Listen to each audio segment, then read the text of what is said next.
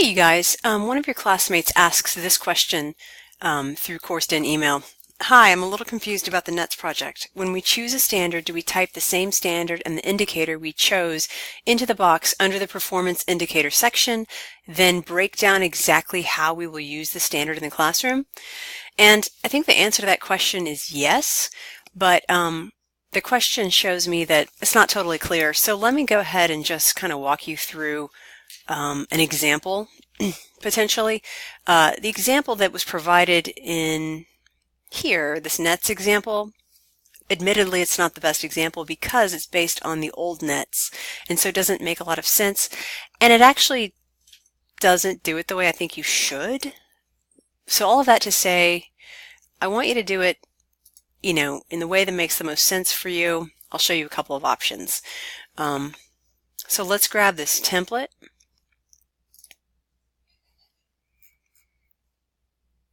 And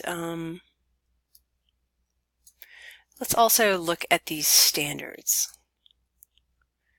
So we have the ISTE NETS for students. Now I haven't actually got a lesson in mind, so that would be an extra step that I'm not going to show you, but I'm just going to show you how to put the standard into the template. Let's see. Okay, so this is the template with all the instructions on it. And so what we want to do is, personally, I think that it's better to get specific, to actually go down to what I might call a sub-indicator, or maybe it's an indicator. Maybe indicator is the right word, but one of these lettered aspects of a standard. So let's say that you want to do a lesson that incorporates the standard number 2, digital citizen. Let's see if that copies. I'm going to copy that over here to Notepad first to scrub it clean of its formatting. And then I would say, rather than just saying the lesson plan that you're selecting or that you're giving as an example of this, rather than saying that it hits on everything in the standard, which I think is very difficult to do, it's actually easier if you just pick one piece of it, like say standard B. So let's take a quick look at this. Okay, so I've pasted it all into my Notepad. That's a trick I like to use to scrub formatting off of text.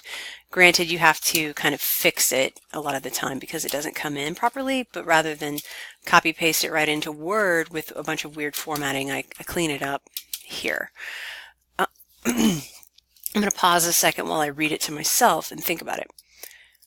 Okay, so I've read the standard. I'm going to go ahead and read it aloud.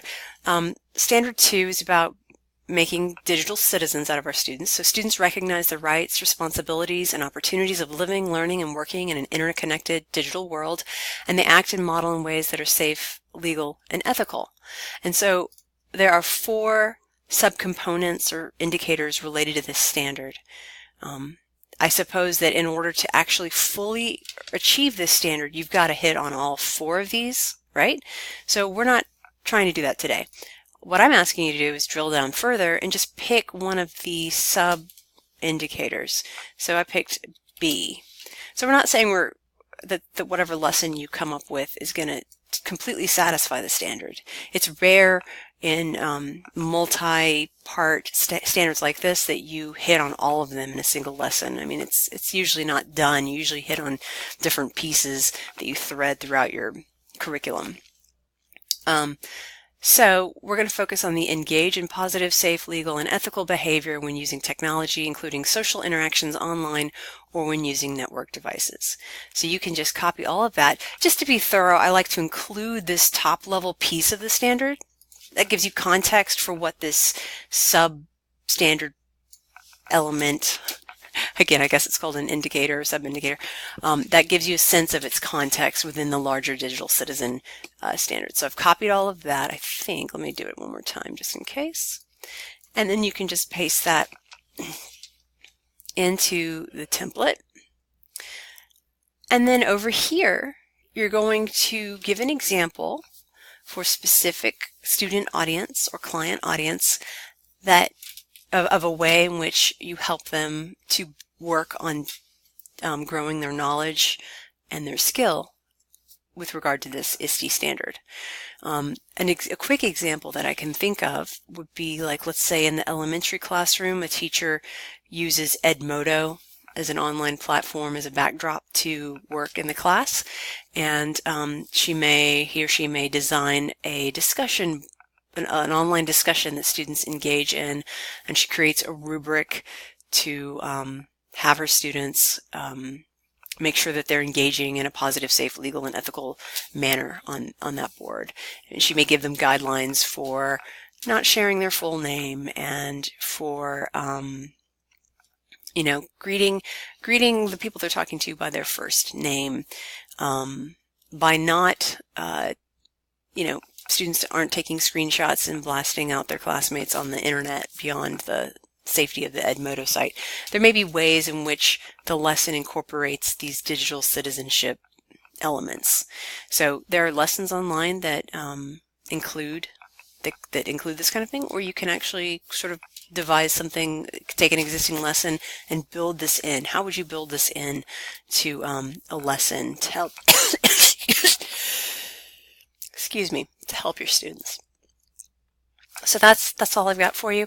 You'll do that twice.